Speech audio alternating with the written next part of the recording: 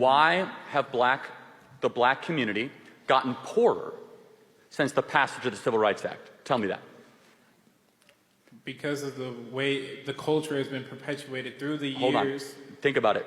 Why is it that black America has gotten richer on average, poorer on average, since America passed all these anti-racist laws? I can't answer that one. Okay, yeah. So do you think the fact that 70% of black youth don't have a dad around is probably pretty important? That's because of the culture. Respectfully allow me to interject. How does the white culture impact the fact whether or not a black dad stays around when he impregnates a woman? I'm not saying it's the white culture. What is it?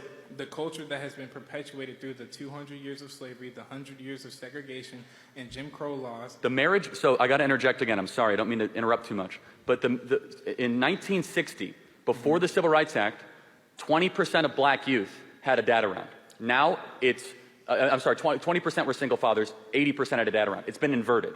So we actually have seen black dads run away from their kids the last 60 years. Why is that? Because of the raised incarceration rates, because of the perpetuated culture. So how does one go to jail? That's obvious. I'm not answering that question. Yeah, so maybe it's because they committed crimes. The Holocaust was 80 years ago. Half of all the Jews on the planet were killed. Everything they earned was taken. Jews are doing great. They're the wealthiest subgroup, racial group or ethnic group in America. If all of a sudden something that happened 80 years ago impacts your material prosperity, how did Jews defy the curve? How did poor Asians do so well? Why is it that Asians are now the wealthiest minority in America, many of whom came with no money in the 1950s or 60s?